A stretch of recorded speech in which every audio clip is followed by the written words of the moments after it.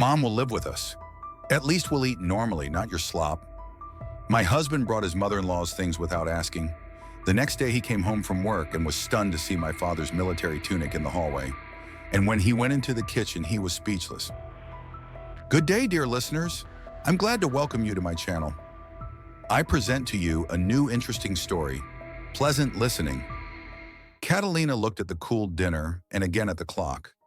Emiliano was already an hour and a half late, and she was tired of responding to his routine, "I'll be there soon," with a meaningless, "okay." With each year of their marriage, such evenings happened more and more often. She sighed, wrapped the plates in plastic wrap, and put them in the refrigerator. 3 years ago, when Emiliano proposed to her, she was sure they would never be bored together. His decisiveness, ability to take responsibility, and instantly make decisions seemed so masculine to her.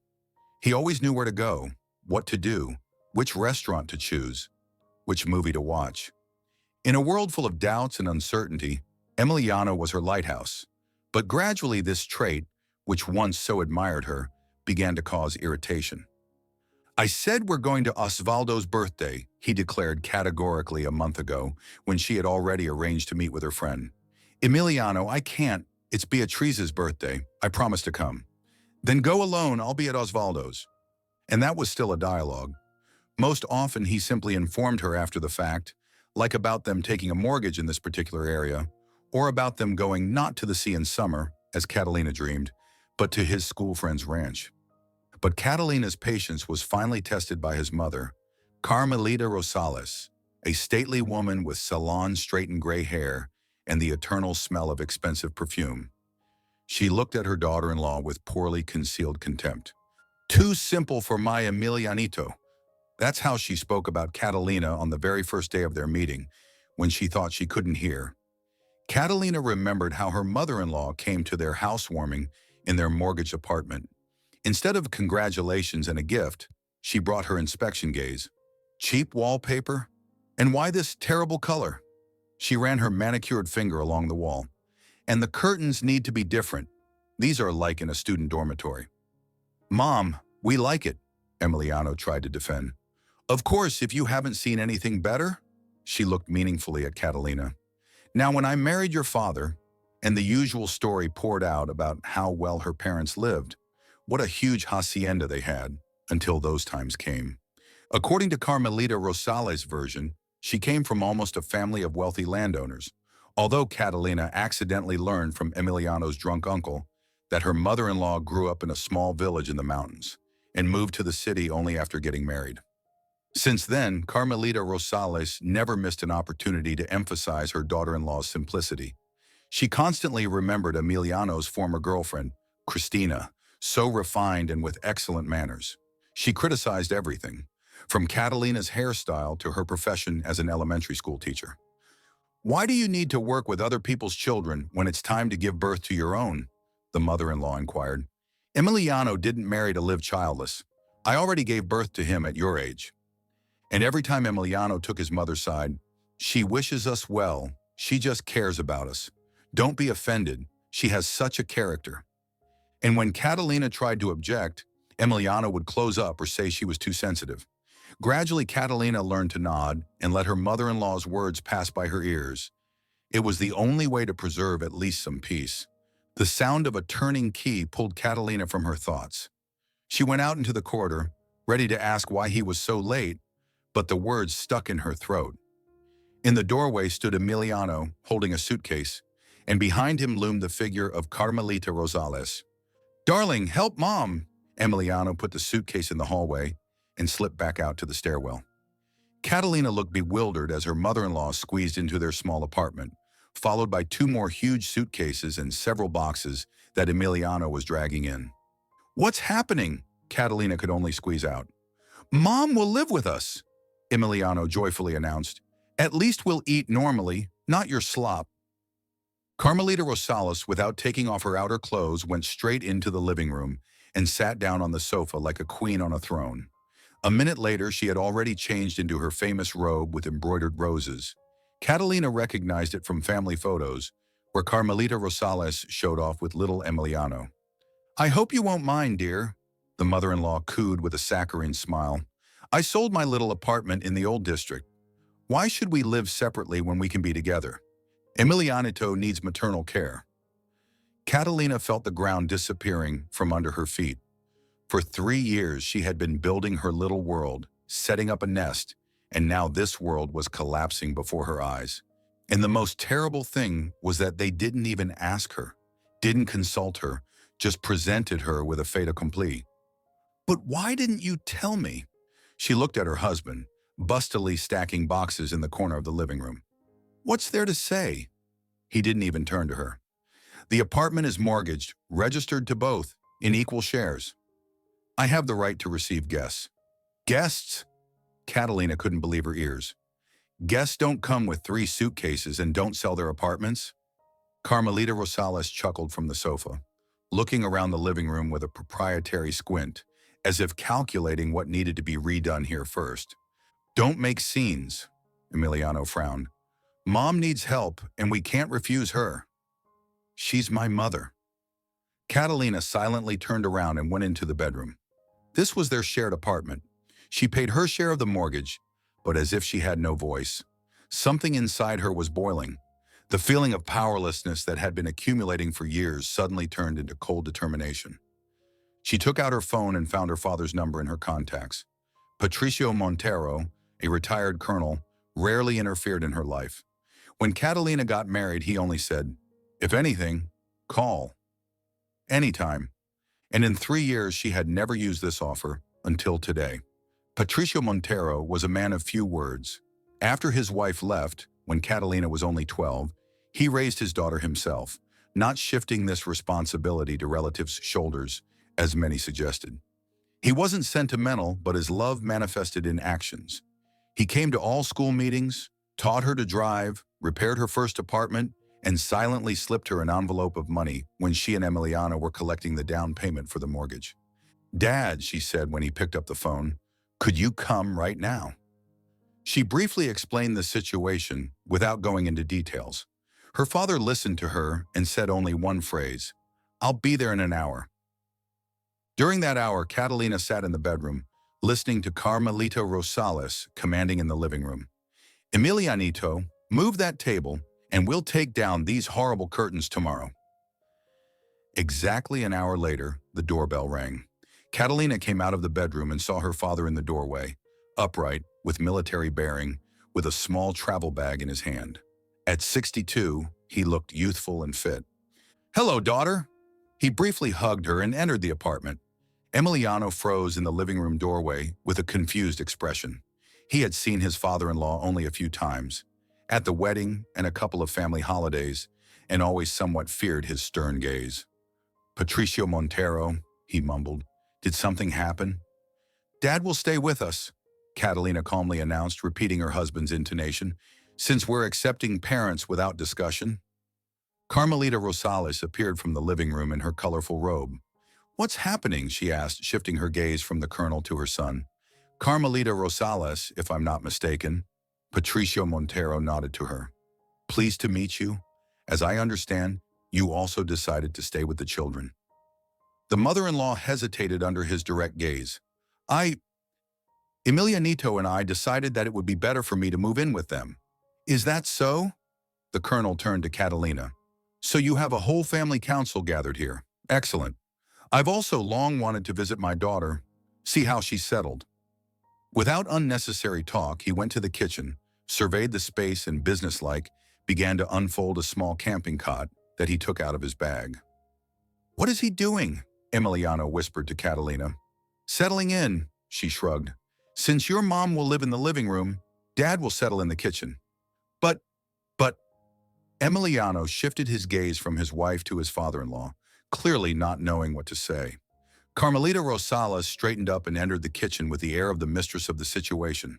"Excuse me, Patricio Montero, but the kitchen is women's territory. I was planning to cook here for my son." The colonel straightened up and looked at her with that same look, which, as Catalina knew, made even experienced officers stand at attention. "Carmelita Rosales," he said calmly, but with notes of steel in his voice, "as far as I know, this is my daughter's and your son's apartment. They both work and pay for it, and you and I are guests. And I would prefer that we don't cause the children extra trouble with our territorial claims." The mother-in-law wanted to object to something, but under the colonel's gaze only pursed her lips and retreated back to the living room. Catalina noticed how the corner of Emiliano's mouth twitched. He was clearly not prepared for such a turn of events. "Catalina," her father addressed her, "do you have clean bed linen?" "Of course, Dad." She took a set from the closet and helped him make the cot. Patricio Montero methodically arranged his few belongings on the windowsill: a razor, a small book, a framed photograph of Catalina. "Are you staying with us for long?" she asked quietly. "As long as necessary," her father answered equally quietly, and Catalina noticed warm sparks in his eyes. "Don't worry, daughter. Everything will be fine." At that moment, she suddenly felt that this was really so. For the first time in a long time, she had a feeling of security, as if an invisible fortress had grown around her, a fortress against which any assault would break. That night, Catalina couldn't fall asleep for a long time. Beside her, Emiliano tossed and turned, clearly displeased with his father-in-law's unexpected visit. And from the kitchen came her father's measured breathing, even calm, like the ticking of a reliable clock. She knew that tomorrow a new chapter in their family life would begin, and perhaps not the simplest one, but something told her. The balance of power, so long disturbed in favor of her mother-in-law, was finally beginning to level out, and that meant she had a chance to regain control over her own life. Catalina woke up to unusual sounds. The apartment smelled of freshly brewed coffee and arepa, and from the kitchen came the quiet, metallic sound of dishes. The clock on the bedside table showed 6:15. Emiliano wasn't beside her. Probably he had already gotten up. She slipped out from under the blanket, put on a robe, and quietly walked down the corridor. The picture that opened in the kitchen made her stop in the doorway. Patricio Montero, already dressed in a pressed shirt and trousers with perfectly ironed creases, was working magic over the stove. The cot was neatly folded and pushed behind the refrigerator, and on the table, beautiful dishes polished to a shine were displayed. "Good morning, Catalinita," her father said without turning around. "Coffee is ready. Arepas will be ready soon. Will you have tortilla with eggs?" "I will," she smiled, surprised at how he sensed her presence. "Do you always get up so early?" "Army habit." He skillfully flipped the omelet in the pan. "Rise at 5, water procedures, exercise, and by 6 in full combat readiness." Catalina sat down at the table and took a sip of coffee with pleasure. Strong, aromatic, without milk, exactly the way she liked it. Her father remembered these little things. "Where's Emiliano?" she asked. "Went to the store for arepas." Patricio Montero put a plate with golden omelet in front of her. "And your mother-in-law, it seems, is still sleeping." At that moment, the kitchen door opened slightly and Carmelita Rosales appeared on the threshold. Unlike the fit colonel, she looked rumpled and displeased. Her hair, usually styled in a hairdo, stuck out in different directions, and pillow marks were imprinted on her face. "What's this noise so early?" she grumbled, squinting from the bright light. "Emilianito, you—" She broke off, seeing the colonel at the stove instead of her son. "Good morning, Carmelita Rosales." Patricio Montero nodded cheerfully. "Join us for breakfast." "Coffee?" The mother-in-law hesitated, clearly not ready for such an early rise and a stranger's presence in the kitchen. I usually have breakfast later," she mumbled, "and I prefer coffee with milk." "There's milk too," the colonel pointed to the carton on the table. "And as for time, early rising invigorates and disciplines. In my house, we always had breakfast at 6:30. He said this easily, but Catalina caught a hidden hint in his words. Now his rules would also apply here. Carmelita Rosales pursed her lips, but still sat down at the table. She demonstratively pushed away the cup that Patricio Montero had placed in front of her and reached for the cabinet. "Where are my cups, Catalina?" "The ones I brought yesterday." "We haven't unpacked your things yet, Mom," Catalina answered. "And we should have." Carmelita Rosales looked displeased. "I brought real porcelain, not these." She looked disdainfully at the service on the table. "I gave Catalina this service for her housewarming," the colonel noted calmly, sitting down at the table. "Colombian porcelain, by the way. I got it from the regiment commander for special merit. The mother-in-law was taken aback, clearly not expecting such a rebuff. At that moment, Emiliano entered the apartment with a bag of arepa. He froze on the kitchen threshold, looking around in surprise at the family idol at the table. "Good morning," he said uncertainly, shifting his gaze from the colonel to his mother. "I bought arepas." "Excellent, son-in-law." Patricio Montero pointed to an empty chair. "Sit down. Breakfast is getting cold." Emiliano obediently sat down, like a schoolboy before a strict teacher. Catalina barely held back a smile, watching his confusion. Usually in the mornings, she prepared breakfast while her husband showered, and then they hastily ate before work. No ceremony, no rules. "Emilianito, do you remember that today we need to unpack my things?" Carmelita Rosales cooed, covering her son's hand with her palm. "And clear out the closet in the living room for me." "Yes, Mom," Emiliano nodded, avoiding his wife's gaze. "And we also need to hang my curtains. I specially brought them from my apartment. They'll beautifully refresh this dreary atmosphere." Patricio Montero imperturbably cut off a piece of omelet and, after chewing, remarked, "You know, Carmelita Rosales, in the Army there's an excellent rule. Before making changes to the environment, a general council is held. Everyone speaks up, and only then is a decision made." "We're not in the Army, thank God," the mother-in-law snorted. "True," the colonel nodded. "We're in my daughter's and your son's house. I think they should decide what curtains will hang here." Catalina almost choked on her coffee.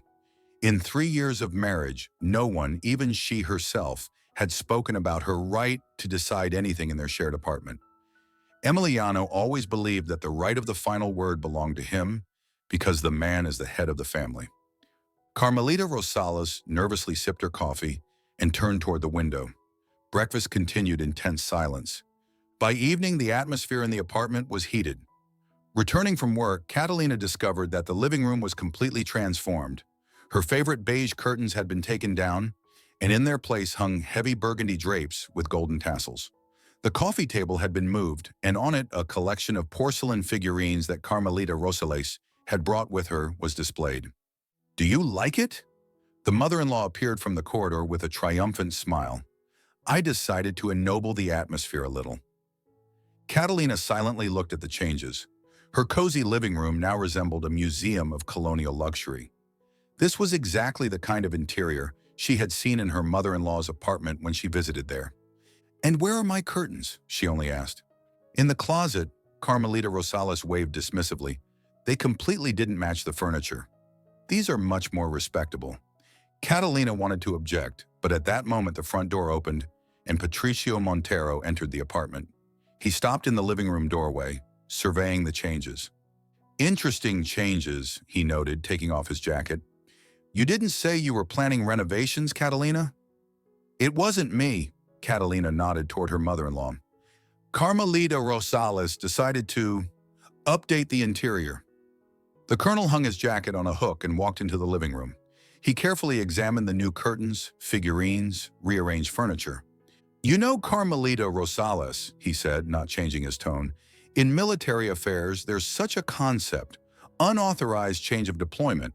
This warrants disciplinary action." The mother-in-law tensed.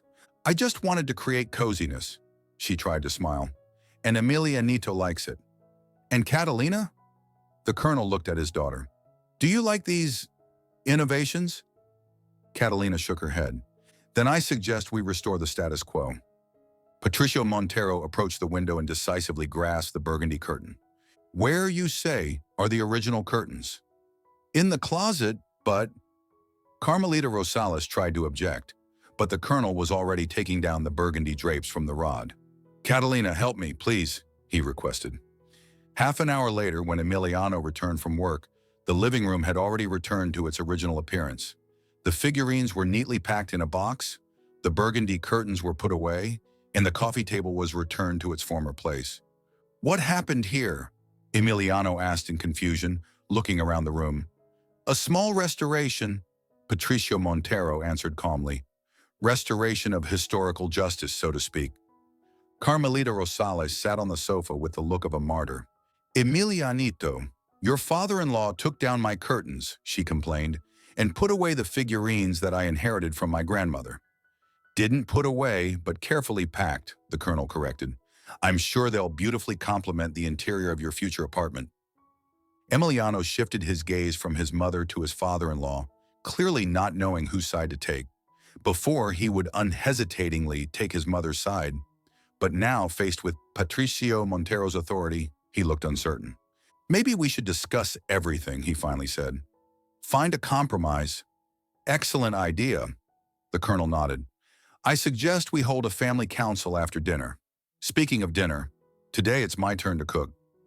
He headed to the kitchen, leaving Emiliano to deal with his indignant mother. Catalina followed her father, feeling unusual enthusiasm. For the first time in a long time, she didn't feel powerless in her own home. Thank you, she said quietly, helping her father take products from the refrigerator. For what? He smiled with the corners of his mouth. For the support, for returning my curtains, for reminding everyone that this is my home too. Patricio Montero put his hand on her shoulder. Remember, daughter, territory must be defended. If you give up even a centimeter, they'll take all the space. This is a law not only of military affairs, but of family life. At dinner, the atmosphere was tense. Carmelita Rosales demonstratively picked at her plate, barely touching the beef stew that the colonel had prepared. Too spicy, she noted, pushing the plate away, and overcooked. Field kitchen, Patricio Montero answered good-naturedly. In field conditions, there's no time for delicacies. It's very tasty to me, Dad, Catalina said sincerely. And to me, Emiliano nodded, carefully avoiding his mother's gaze. After dinner, they gathered in the living room for the family council. Patricio Montero sat in the armchair, straightening his back as at a military meeting. Carmelita Rosales settled on the sofa next to her son. Catalina preferred to sit on the armrest of her father's chair. So, the colonel began, I suggest we establish several rules for cohabitation. First, any changes in the apartment are discussed by all residents. Reasonable, Emiliano nodded. Second, we establish a schedule for using the kitchen. I get up early, so I'll prepare breakfast from 6 to 7 in the morning. Carmelita Rosales, do you prefer any specific time? The mother-in-law pursed her lips. I'm used to preparing lunch for Emilianito's return. So from 12 to 2 in the afternoon, the kitchen is at your disposal, Patricio Montero summarized. Catalina? I usually cook dinner when I return from work, she answered. From 6 to 8 in the evening. Perfect. Now about order in the bathroom. They methodically went through all aspects of cohabitation, from using the washing machine to bedtime. Carmelita Rosales tried to object several times, but each time encountered the colonel's logical counter-arguments. And lastly, Patricio Montero concluded, I think we all need to understand how long our cohabitation will last. Silence fell. Emiliano exchanged glances with his mother. Mom and I didn't discuss specific time frames, he mumbled. I sold my little apartment, Carmelita Rosales reminded them. I have nowhere to go. I can offer an alternative, the colonel said calmly. I have a 3-room apartment on the outskirts of the city. I live alone and would be glad for company. Carmelita Rosales, you could move in with me if you'd like. The mother-in-law's eyes widened, clearly not expecting such an offer. This is very unexpected, she mumbled, but I would prefer to stay with my son. As you wish, Patricio Montero shrugged. Then I'll also stay with my daughter. I think that would be fair.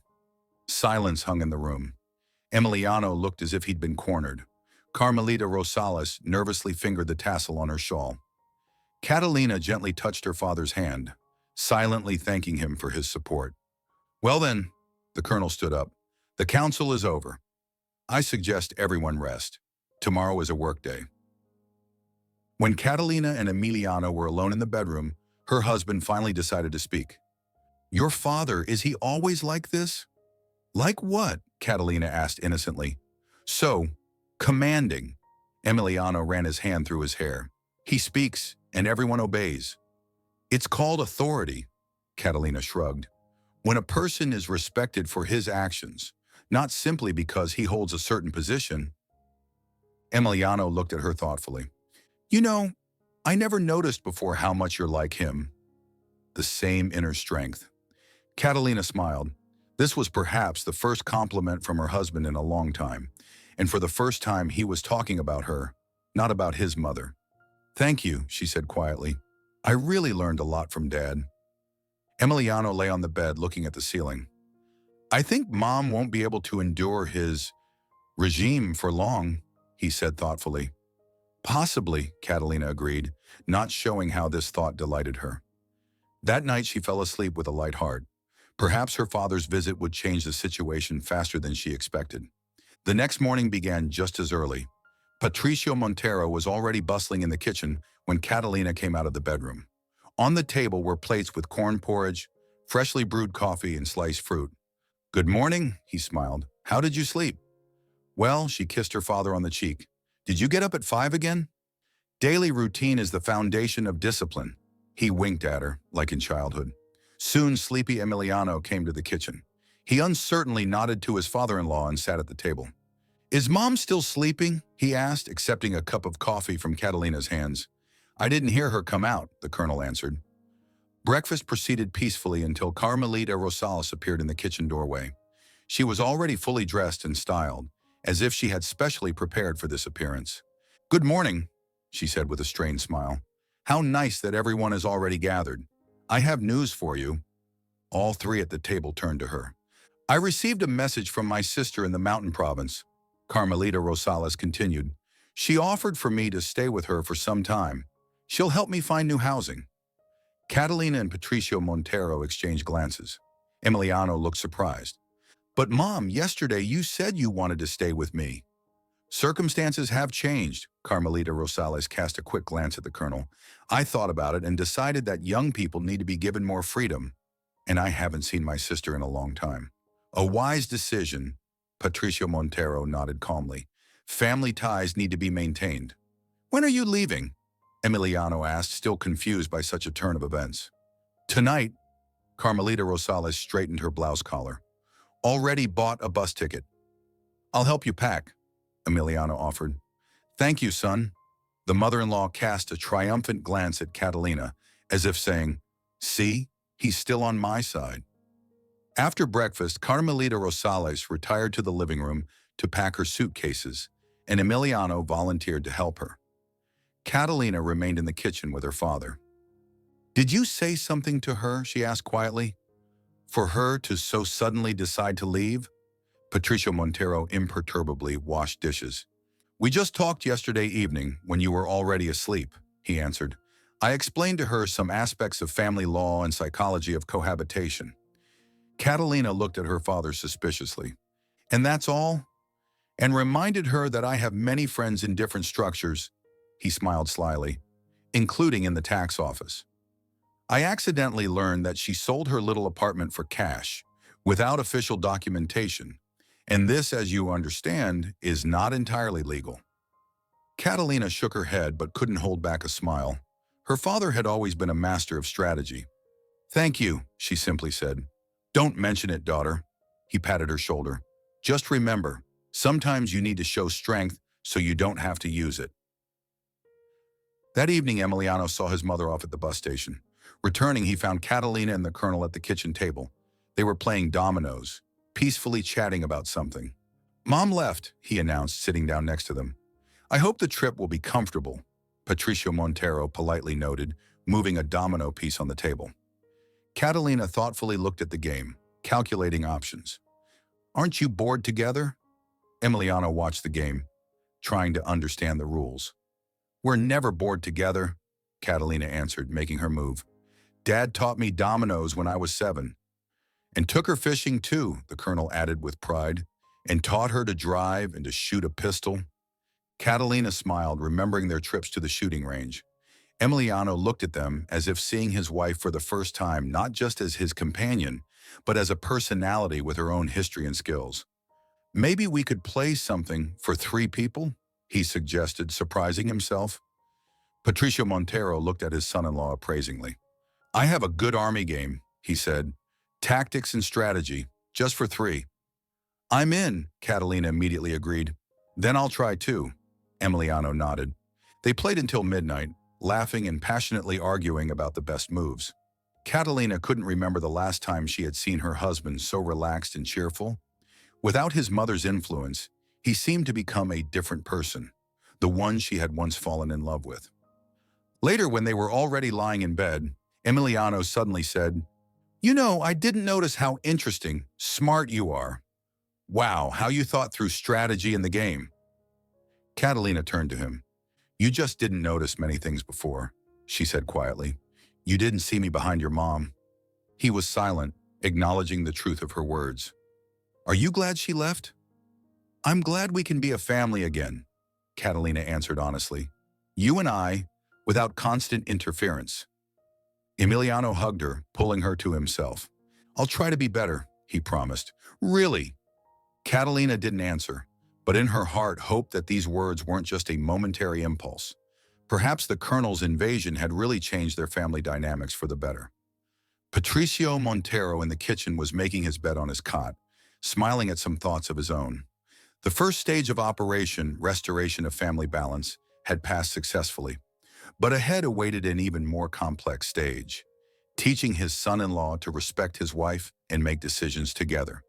The retired colonel knew, sometimes to establish peace, you need a good demonstration of strength, and he was ready to continue his peaceful mission for as long as necessary. A week had passed since Carmelita Rosales left for the mountain province. Life in the apartment was gradually settling down, although Patricio Montero was in no hurry to pack his things. He still got up at 5, prepared breakfast for everyone, and maintained perfect order in the kitchen. Catalina noticed how Emiliano was gradually adopting some of her father's habits. Now he neatly folded his clothes, cleaned up after himself in the bathroom, and even began offering his help in the kitchen. "What are the plans for the weekend?" Patricio Montero asked one morning at breakfast. "I have papers to check," Catalina sighed. "End of the quarter." "Lots of work. And I was thinking of visiting an old comrade." The colonel carefully spread cheese on an arepa. "Emiliano, maybe you'll keep me company." His son-in-law looked at his father-in-law in surprise. "Me? With you? What will we do?" "Sit with the guys, remember old times? Maybe play some billiards?" "You do play, don't you?" "A little," Emiliano answered uncertainly. "That's perfect. I'll also see how you hold a cue." Catalina watched this dialogue with a slight smile. Her father had never before shown such interest in her husband. Emiliano also looked surprised, but seemed flattered. "All right, I'll come with you," he finally agreed. After they left, Catalina immersed herself in work. The third graders' notebooks required attention, but her thoughts kept returning to how their life had changed over the past week. Emiliano seemed to have awakened from a long sleep. Now he asked for her opinion, consulted her about purchases, even suggested choosing a new chandelier for the bedroom together, although before he would make such decisions unilaterally or under his mother's influence. The phone rang when she was checking the last stack of notebooks. Her mother-in-law's name appeared on the screen. Catalina hesitated, but still answered. "Hello, Carmelita Rosales." "Hello, dear." The mother-in-law's voice sounded saccharine. "How are things there?" "How's my Emilianito?" "Everything's fine. Emiliano is with my father now. They went to play billiards." An expressive pause followed.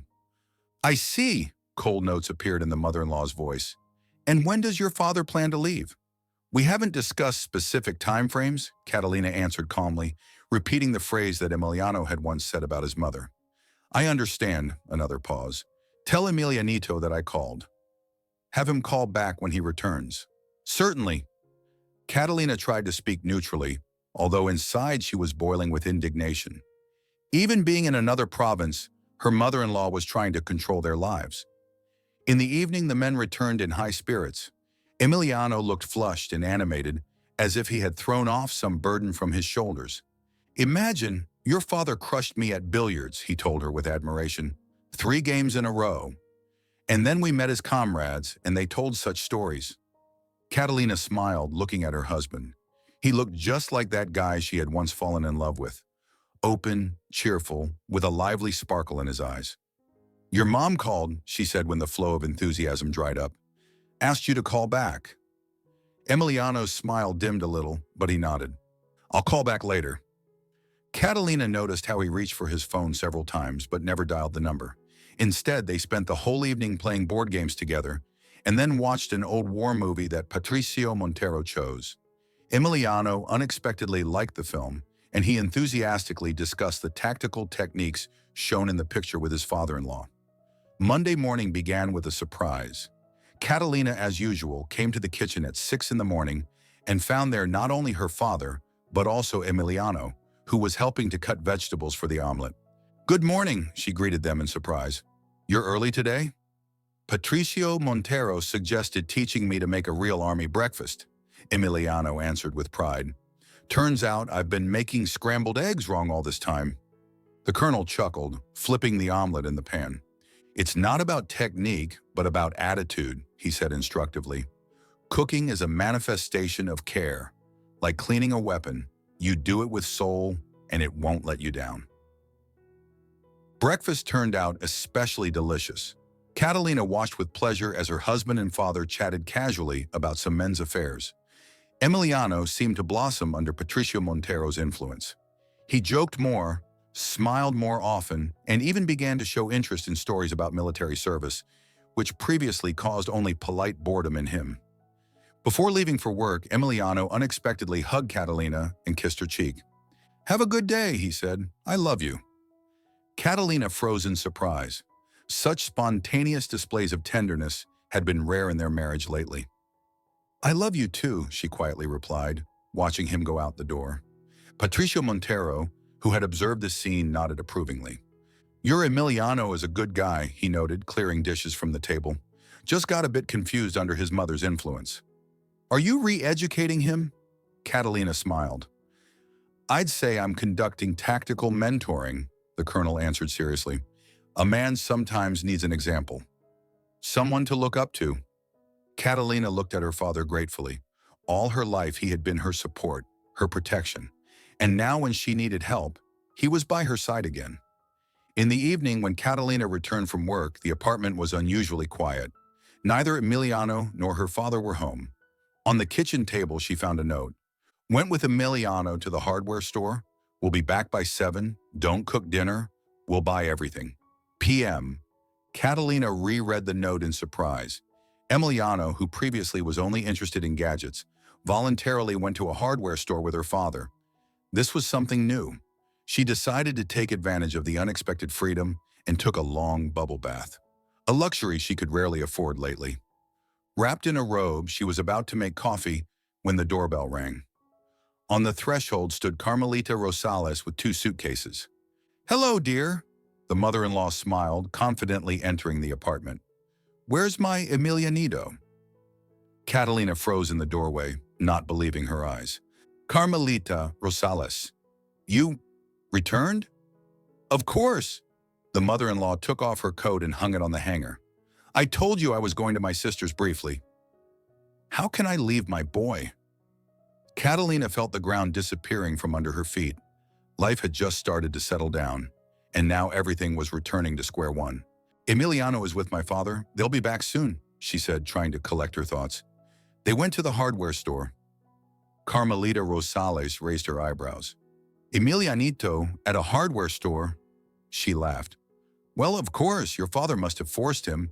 My boy hates such places." "Actually, they went on their own initiative," Catalina objected. "Emiliano wanted to go himself." The mother-in-law waved dismissively and went into the living room, looking around as if checking whether anything had changed in her absence. "I see your father is still here," she noted, seeing the colonel's book on the coffee table. "When does he plan to leave?" "We haven't discussed timeframes."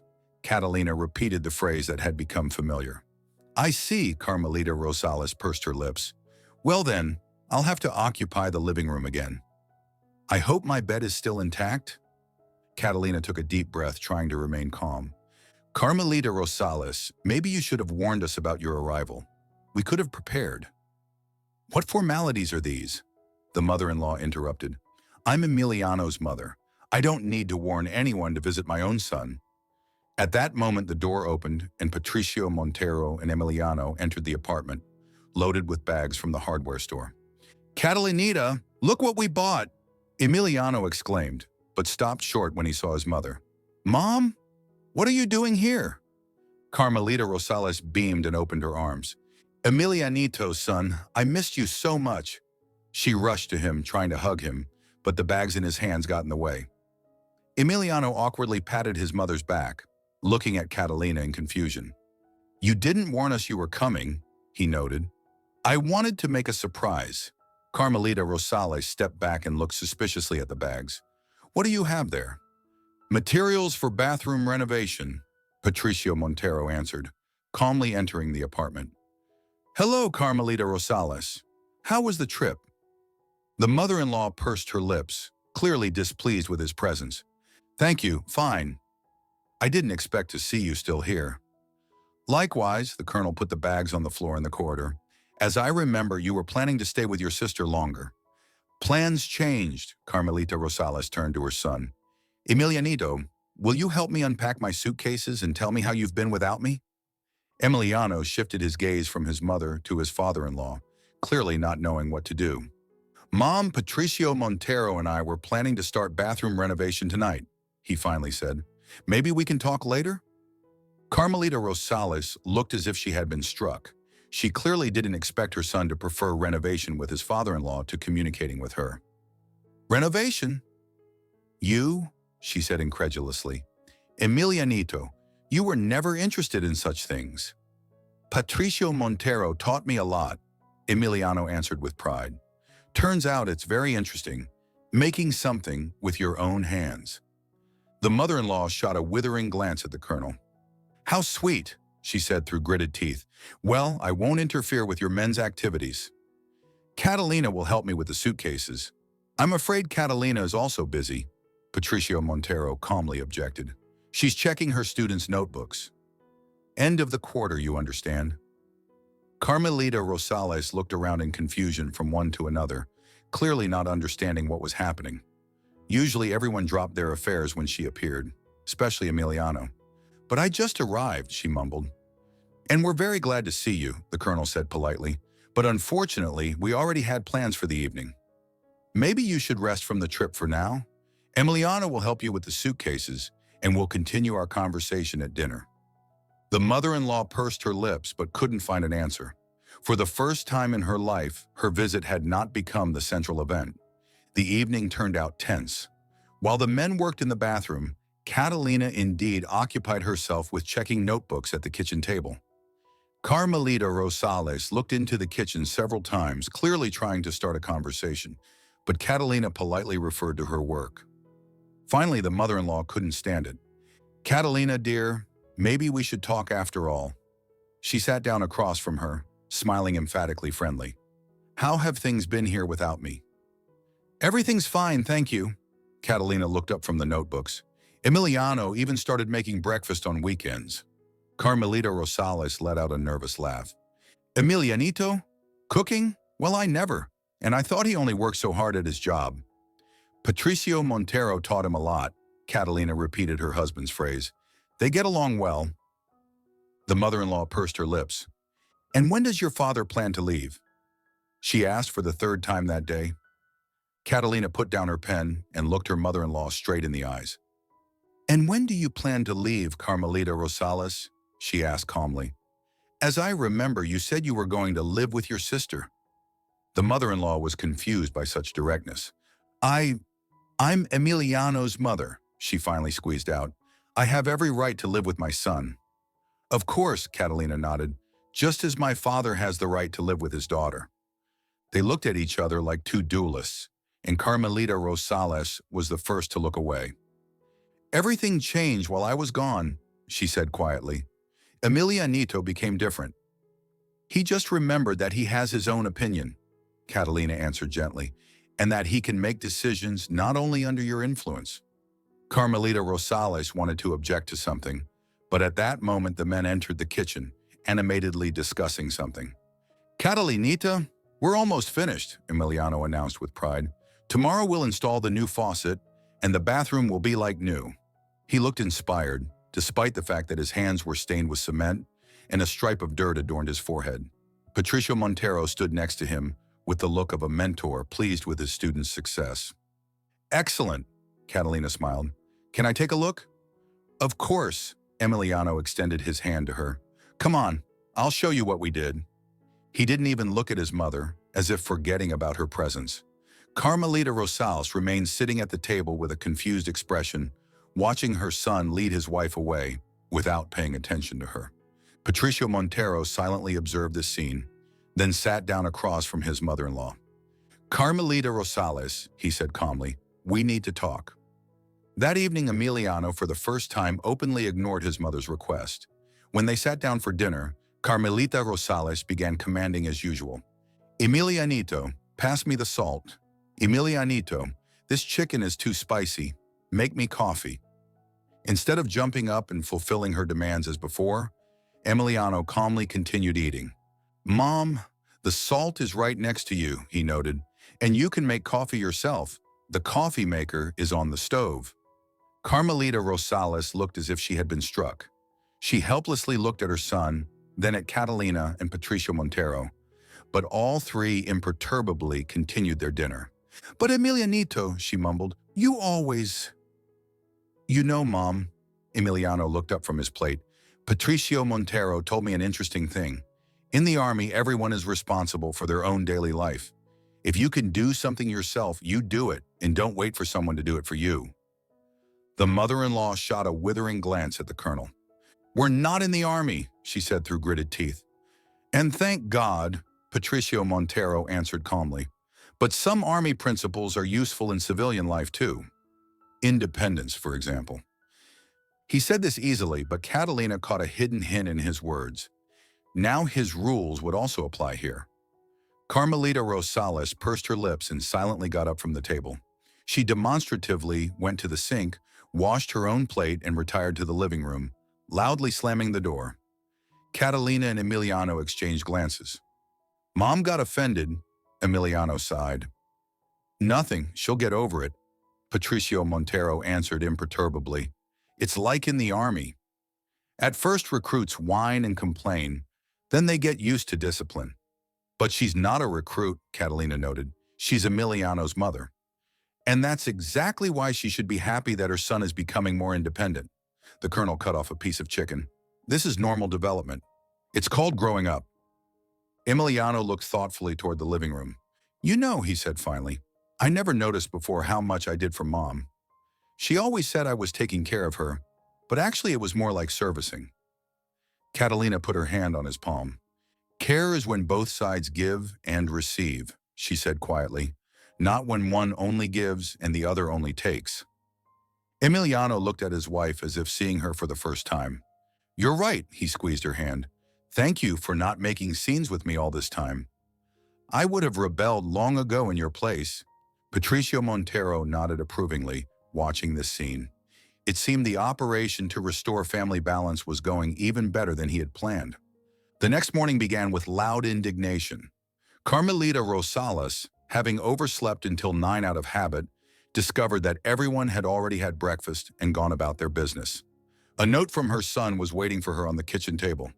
"Mom, breakfast is in the refrigerator. I'm at work.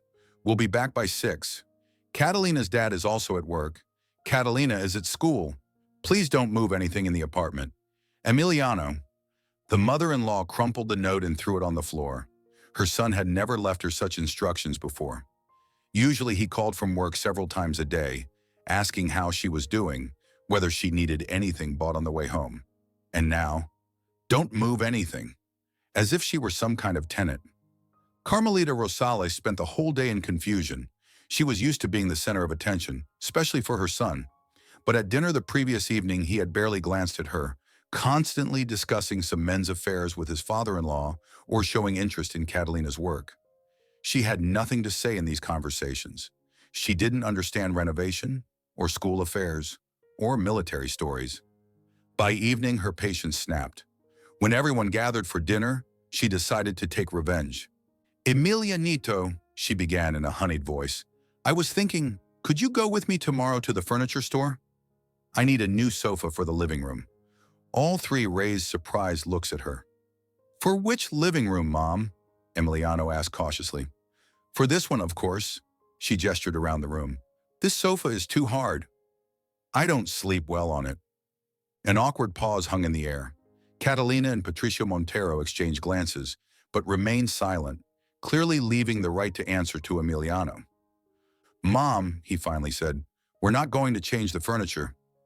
Catalina and I chose this sofa together. We like it. But I sleep on it. Carmelita Rosales was indignant. Don't you care about your mother's sleep?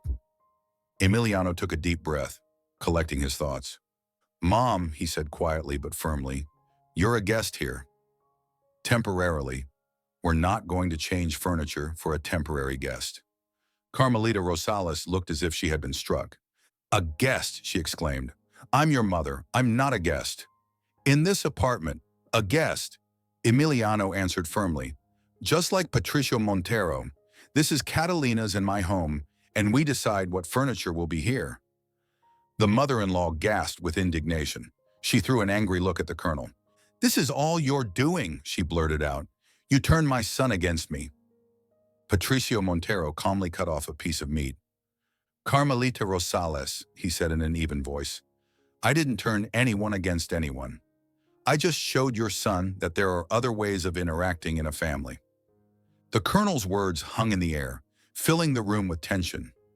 Carmelita Rosales looked at Patricio Montero as if she wanted to incinerate him with her gaze. Catalina instinctively put her hand on her husband's palm, feeling how he tensed. Other ways of interacting? The mother-in-law's voice trembled with barely restrained anger. You mean you taught my son not to respect his own mother? On the contrary, the colonel answered imperturbably, dabbing his lips with a napkin. I taught him to distinguish between respect and indulgence. These are different things, Carmelita Rosales. The mother-in-law abruptly got up from the table, pushing back her chair with a crash. Emilianito, we need to talk, she demanded, privately. Emiliano looked uncertainly at his wife, then at his father-in-law. Patricio Montero barely noticeably nodded. All right, Mom. Emiliano got up. Let's go out on the balcony. As soon as the balcony door closed, Catalina turned to her father. Are you sure this is a good idea? She asked quietly. She might convince him of anything again. Patricio Montero calmly continued his dinner. If she can do that, then I did my mission poorly, he said. But I believe in your husband. He's not as weak as he seems. He just never knew he could resist. A heated argument was flaring up on the balcony. Even through the closed door, Carmelita Rosales' raised tones could be heard. Catalina tried not to listen in, trusting her father's words, but internally prepared for the worst. After 15 minutes, the balcony door opened sharply, and Carmelita Rosales burst into the room like a whirlwind. Her face was red with indignation, and her eyes shot lightning. That's it! I'm leaving, she announced, heading to the living room. Immediately! I don't want to stay in a house where I'm treated worse than the help. Emiliano entered after her. He looked exhausted but determined. Mom, no one treats you badly, he said tiredly. I'm just trying to explain that Catalina and I have our own life, and we have the right to personal space. After everything I did for you, Carmelita Rosales dramatically threw up her hands. I raised you, educated you, put you on your feet, and now you choose this. This. My wife, Emiliano finished firmly. Yes, Mom, I choose my wife and my family, and I ask you to respect my choice. Carmelita Rosales froze with her mouth open, not believing her ears. Her son, her obedient, always compliant Emilianito, had never spoken to her in such a tone before. He always agreed, always yielded, always put her desires above his own. You'll regret this, she said through gritted teeth, heading to her suitcases, which had never been fully unpacked. When she leaves you for some rich director, you'll come crawling to me for comfort. Emiliano took a deep breath, restraining himself. Mom, let's not be melodramatic, he said calmly. No one is kicking you out. You can always come visit us. Just respect our boundaries. Boundaries? Carmelita Rosales snorted, furiously stuffing things into her suitcase. There can't be boundaries between mother and son. This is all her. She threw an angry look at Catalina. And her military daddy. They turned you against your own mother. Catalina wanted to object, but felt her father's hand on her shoulder. Let her speak her mind, Patricio Montero said quietly. This is part of the process. Carmelita Rosales continued packing, not stopping the flow of reproaches and accusations. Emiliano stood nearby, trying to help, but each time got rebuffed. Don't touch, I'll do it myself. Move away, don't interfere. Half an hour later, the suitcases were packed. Carmelita Rosales stood in the hallway, putting on her coat with the look of an offended queen. I'm leaving to my friends, she announced, since I'm not welcome in this house.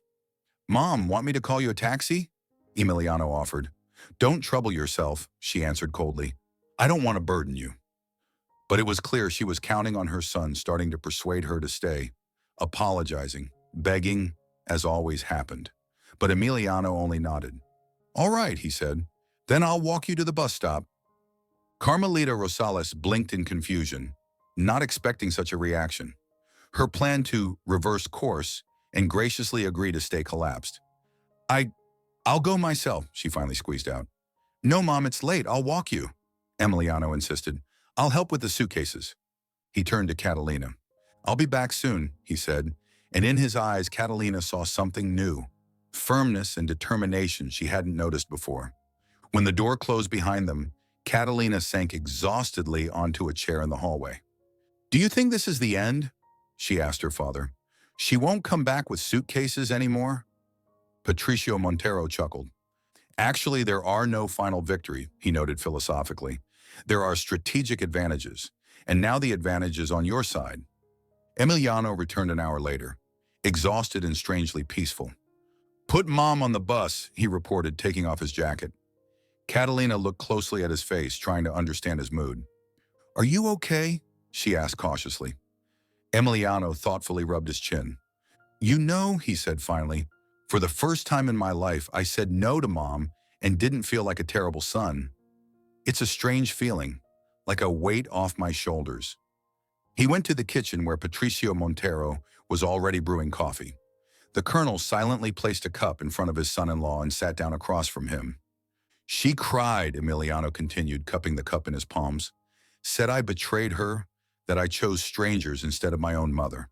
Before these words wounded me to the core. I was ready for anything just so she wouldn't cry. And today, he looked up at his father-in-law. Today I suddenly realized that her tears are a way of manipulation, that I don't have to feel guilty for living my own life. Patricio Montero nodded approvingly.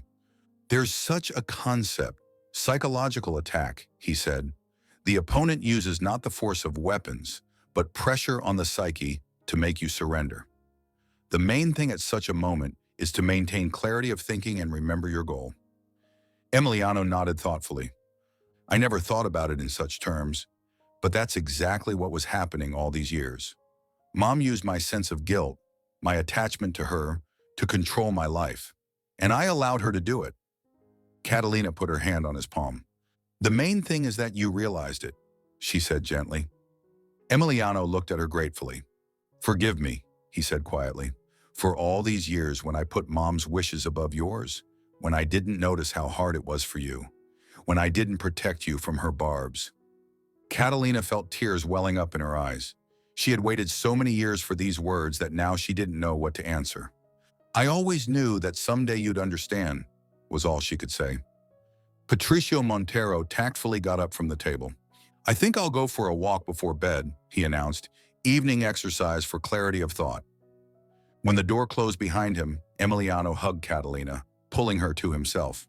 You know, he whispered in her ear, your father is an amazing person. In 2 weeks, he taught me what I couldn't figure out for years. He just showed you a different model of relationships, Catalina smiled, a model based on respect, not manipulation. They sat in the kitchen for a long time, talking as openly as they hadn't talked in a long time. Emiliano confessed how often he felt torn between his wife and mother, how he feared disappointing both, how he didn't understand that relationships could be built differently.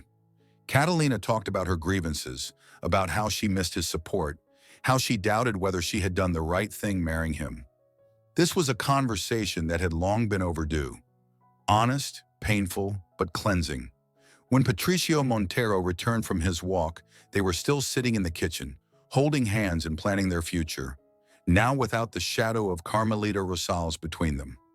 The next week passed in surprising harmony. The three of them had breakfast in the mornings, discussing plans for the day.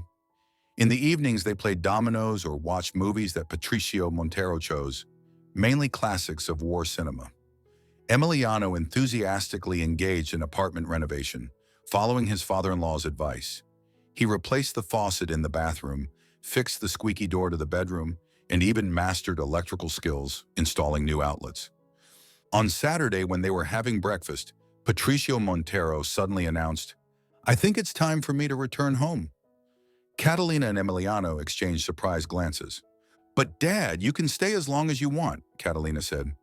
"I know, daughter," the colonel smiled, "but my mission here is complete.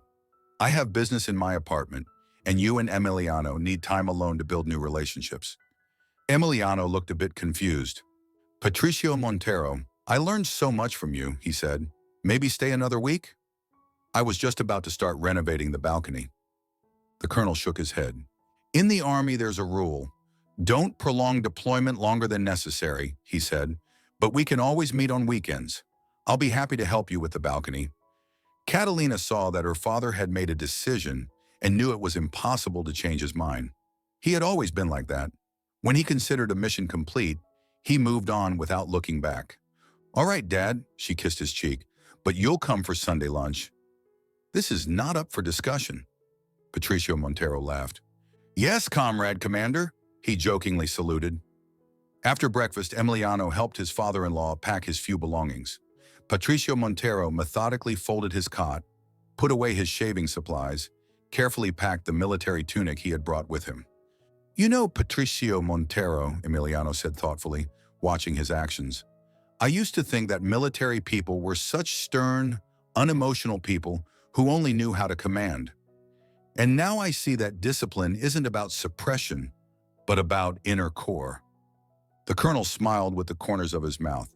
"The most important victory, son, is victory over yourself," he said, "over your fears, weaknesses, doubts. When you learn to defeat yourself, defeating an external opponent will be much easier." They saw Patricio Montero off to the taxi. Catalina hugged her father tightly, whispering words of gratitude in his ear. Emiliano, unexpectedly for everyone, also hugged his father-in-law, awkwardly patting his back. "Thank you for everything," he said sincerely. "I'll never forget this." The colonel nodded seriously, looking at his son-in-law.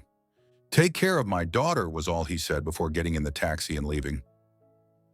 That evening, when they were sitting in the kitchen drinking coffee, Emiliano's phone rang. His mother's name appeared on the screen. Before he would have immediately answered, dropping everything, but now he calmly looked at the screen, then at Catalina. "Mom," he said, "probably wants to know if your father left." Catalina shrugged. "You can answer," she said. "She's your mom." Emiliano pressed the answer button. "Yes, Mom, I'm listening." Carmelita Rosales' voice was clearly audible even without speakerphone. She spoke loudly, excitedly. "Emilianito, dear, how are you? How's your wife? Is that colonel still with you?" "Patricio Montero went home today," Emiliano answered calmly. "And Catalina and I are excellent. We're working on balcony renovation." "Renovation?" Bewilderment sounded in his mother's voice. But you never." "I learned a lot in the last few weeks," Emiliano interrupted her. "Turns out it's very interesting. Making something with your own hands." A pause followed, then Carmelita Rosales changed tactics. "Emilianito, dear, I was thinking maybe I should come back. I'll help you with the renovation. Cook something delicious." Emiliano glanced at Catalina, who was listening to the conversation with slight anxiety in her eyes. He smiled gently at her, letting her know everything was under control. "Mom, we're managing ourselves," he answered firmly. "But you can come visit next weekend, for a day without suitcases." "But, Emilianito, this is not up for discussion, Mom." His voice remained gentle, but steel notes appeared in it that Catalina had never heard before. "Catalina and I decided we need personal space. We'll always be glad to see you as a guest, but you won't live with us." A sob was heard on the other end of the line, but Emiliano didn't fall for this trick. "Mom, I love you," he said, "but I also love my wife and respect our marriage. We'll talk next weekend, okay?" Another sob, then a quiet, "Okay, son." On Sunday, as agreed, Patricio Montero came for lunch. He examined the started balcony renovation with interest, gave several useful tips, and praised Emiliano for neatly executed work. At lunch, they discussed future plans. Emiliano talked about his decision to take design courses. It turned out he had always been interested in architecture, but his mother considered it an unserious hobby and insisted he go into economics. Catalina shared the news that she was offered to head the Methodological Association at school, a position requiring more time, but also more prestigious. "And we're also thinking about a child," Emiliano said unexpectedly, taking Catalina's hand. "Not immediately, of course. Maybe in a year, when we finish the renovation and settle down a bit." Patricio Montero nodded contentedly. "Excellent news," he said. "You'll make wonderful parents." After lunch, when Emiliano went to the store for missing materials for the balcony, Catalina was left alone with her father. "Thank you, Dad," she said quietly, "for everything you did for us." Patricio Montero waved dismissively. "I didn't do anything special," he said. "Just showed your house what real discipline and respect are." "You changed our marriage," Catalina objected. "Maybe even saved it." "I don't know how much longer I would have lasted with Carmelita Rosales commanding the parade." The colonel chuckled. "You know what the secret of a successful military operation is? That the opponent doesn't even realize they lost, that they think they made the decision to retreat themselves. And you did this with Carmelita Rosales?" "With her and with your husband," Patricio Montero nodded. "She's sure she decided to leave herself so as not to tolerate my presence. And Emiliano thinks he came to understand how to build relationships with his mother on his own." Catalina laughed. "You're an incredible strategist, Dad." "Years of practice, daughter," he winked. "But the main thing is, I saw that your husband has backbone. It just needed to be strengthened a little." When Emiliano returned, they all drank coffee in the kitchen together, discussing plans for the next weekend. Carmelita Rosales was planning to come visit, and they decided to invite Patricio Montero too, to immediately dot all the I's. As expected, Carmelita Rosales' visit the next Saturday began with drama. Seeing Patricio Montero at the table, she paled and declared she wouldn't stay in the same room with this person. "Mom, Patricio Montero is Catalina's father and a member of our family," Emiliano said calmly. "If you can't respect our choice of guests, perhaps you should come another day." Carmelita Rosales gasped with indignation, but seeing her son's firm gaze, submitted and sat at the table, demonstratively ignoring the colonel. Lunch passed in a tense atmosphere, but gradually the ice began to thaw. Catalina told amusing stories from school life, Emiliano shared renovation successes, and Patricio Montero politely inquired about Carmelita Rosales' youth. By dessert, the mother-in-law no longer looked so hostile, although she still remained wary. "Mom, we wanted to tell you something," Emiliano said when they moved to coffee. "Catalina and I decided that next year we'll be planning a child." Carmelita Rosales' face brightened. "A child? I'll become a grandmother? This is wonderful, Emilianito. And we'd like our child to know both grandmother and grandfather," Emiliano continued, looking at his mother. "But for that, you'll have to learn to get along with each other." Carmelita Rosales cast a quick glance at the colonel, who was imperturbably drinking coffee. "For the sake of a grandchild," she said slowly, "I'm ready to try." "And one more thing," Emiliano added, "no attempts to control our life or the child's upbringing. Catalina and I will decide these questions ourselves." The mother-in-law wanted to object to something, but meeting her son's firm gaze, only nodded. She no longer intended to interfere in her son's family. If you're enjoying it as well, leave a like and subscribe to the channel.